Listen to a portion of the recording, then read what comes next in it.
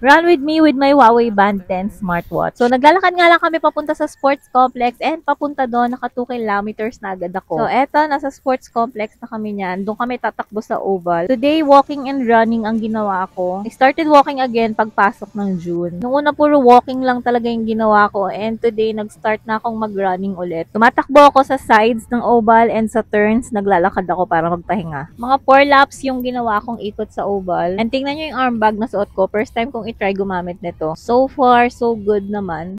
So, after ng 4 laps ng walking and running sa oval, pupunta naman ako dito sa may bandang likod ng sports complex, dito sa may bandang aquatic center, sa may parking lot. Dito ako nagti-TikTok. Medyo malayo kasi sa nagsusumba, mas maririnig ko yung TikTok ko.